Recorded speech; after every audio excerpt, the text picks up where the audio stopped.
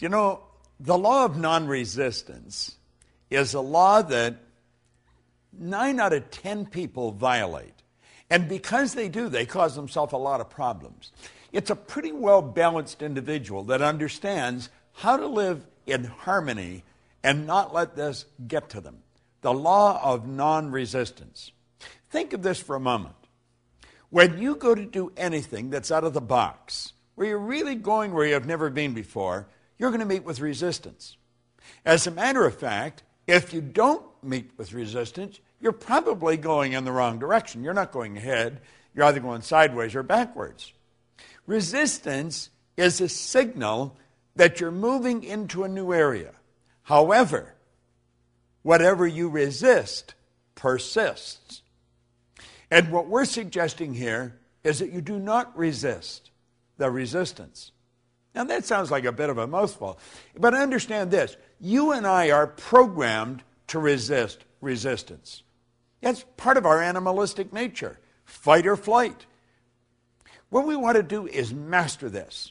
And instead of fight or flight or react, let's respond. Do you know there's a beautiful concept? It's the law of psychological reciprocity that rests on this law. That law states, whenever you put good out, you'll get good back, but very rarely right away. When you put bad out, bang, you get it right back. Well, let's think about that for a moment. We'll use the martial arts as a metaphor here.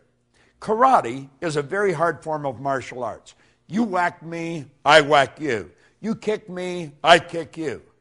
And we beat the daylights out of each other. That's resisting resistance. Karate is not the way we want to approach this. When somebody yells at us, let them yell. Let them vent all the negativity, but not hit back. Then you take judo.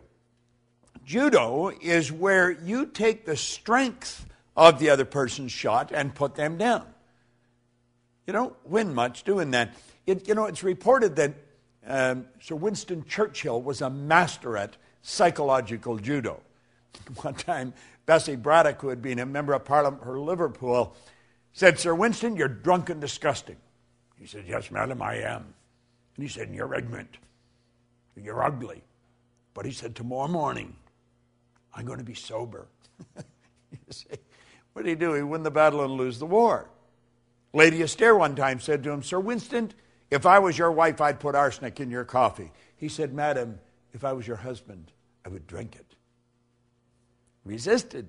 He loses. George Bernard Shaw apparently had sent Sir Winston an invitation to Pygmalion when it came out in London. That we probably know better as My Fair Lady today. And on the invitation, he put a written note, bring a friend if you have one. Sir Winston sent him a note back and saying that he was sorry he was tied up opening night, but he said if the play's still running the second night, I'd be glad to come and see it. Now, you see, psychological judo, you put the person down with the strength of their shot.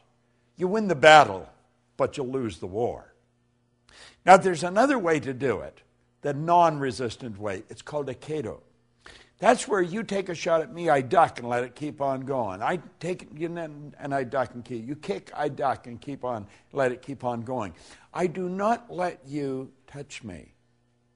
I don't fight back. I stay fresh. And when you've vented all your negative energy, I'm as fresh as a daisy and I can lead you to where you want to go. That's non-resistance. See, there's a law of non-resistance. Whatever you resist persists. So the next time you meet with resistance, rather than fight back, just let it go. It's not that important. And if you can get this law down pat, I guarantee you, you're going to have a good trip all the way to the top. Because you see, it's whenever we get out of the box, when we're moving ahead. I'm working on a new project. In fact, I've been working on it for a year. I have met with enormous amount of resistance. I just let it go. I just let it go. And I know when there's a lot of resistance on a program that I'm involved in, I'm on the right track. You see, if you're just going sideways, there isn't any resistance. You're doing something you already know. The law of non-resistance of these 11 laws that you're getting, this is one of the most important. Burn it into your mind. And remember, don't react, respond. I remember, to close off with, I was doing a seminar with a bunch of teenagers in Hawaii one time. And I asked the kids, I said, what's the difference between reacting and responding? This one little 15-year-old girl looked off into space, and she put her hand up. And she says, reacting is a habit. To respond, you have to think. It was the best answer I'd ever got. 15 years old. To react is a habit. To respond, you have to think. Now think of this. When you react, whatever it is that's causing you to react wins. You lose. When you respond, you win. The law of non-resistance. It's a great law to understand. Use it, and you'll win. This is Bob Proctor, and thank you.